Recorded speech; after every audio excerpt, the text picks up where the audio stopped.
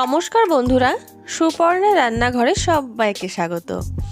আজকে আমি আপনাদের সঙ্গে শেয়ার করব একটা টমেটোর চাটনি।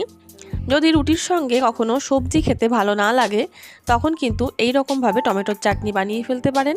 সময়ও কিন্তু খুব একটা বেশি লাগে না, খেতেও কিন্তু ভীষণই ভালো লাগে। চলুন তাহলে দেখে নেওয়া যাক আমার আজকের এই টমেটোর চাটনির রেসিপিটি।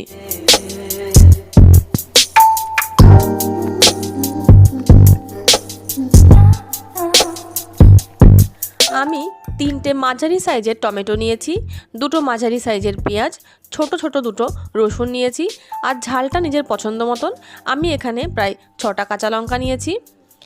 তবে এই চাটনিতে কিন্তু একটু ঝাল ঝাল হলেই খেতে বেশি ভালো লাগে। এবার এই টমেটো, পেঁয়াজ, রসুন আর লঙ্কাটা পুড়িয়ে নেব। প্রথমে গ্যাসের ওপরে একটা নেট বসিয়ে তার উপরে টমেটোগুলো আমি দিয়ে দিলাম। টমেটোটা পুড়তে কিন্তু একটু সময় লাগবে। গ্যাসের ফ্লেমটা মিডিয়ামে রেখে 2 থেকে 3 মিনিট সময় নিয়ে টমেটোটা পুড়িয়ে নেব। চারিদিকে ঘুরিয়ে ঘুরিয়ে একটু পুড়িয়ে নিতে হবে। টমেটোটা পুড়িয়ে নেওয়া হয়ে গেছে, এবার নামিয়ে নেব। তারপরে দিয়ে দেব পেঁয়াজ আর রসুন। পেঁয়াজ রসুনটা পোড়াতে খুব একটা সময় লাগে না, একদম লো ফ্লেমে 1.5 থেকে 2 মিনিট কিন্তু পুড়িয়ে নিলেই হয়ে যাবে। পেঁয়াজ রসুনটাও পুড়িয়ে নিয়েছি, এবার নামিয়ে নেব। তারপরে গ্যাসের ফ্লেমটা একটু হাই করে দিয়ে লঙ্কাগুলো দিয়ে কয়েকবার নাড়াচাড়া করেই কিন্তু লঙ্কাটা নামিয়ে নেব।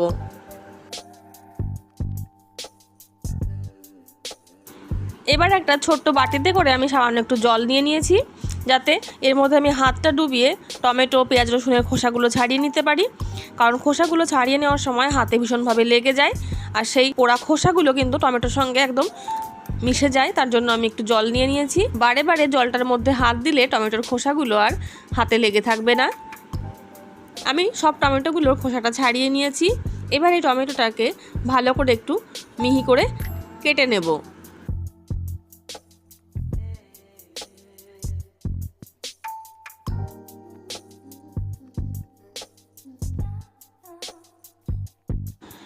একইভাবে পেঁয়াজ, রসুন আর লঙ্কাটাকেও কেটে নেব।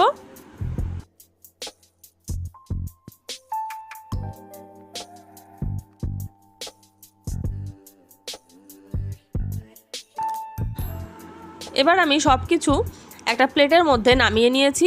এবার এই লঙ্কা আর রসুনের ওপরে দিয়ে দেব অল্প একটু করে লবণ। এবার একটা কাঁটা চামচ দিয়ে রসুনটাকে এইভাবে একটু ম্যাশ করে নেব। যদি রসুনটার মধ্যে একটু লবণ দিয়ে এইভাবে ম্যাশ করা হয় তাহলে রসুনটা কিন্তু খুব ভালোভাবে একদম গলে যাবে। লঙ্কাটাও এইভাবেই কিন্তু আমি ম্যাশ করে নেব।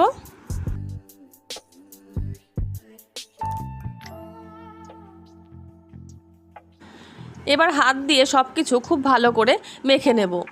মেখে নেওয়া হয়ে গেলে এবার আমি দিয়ে দিচ্ছি কাঁচা সর্ষের তেল।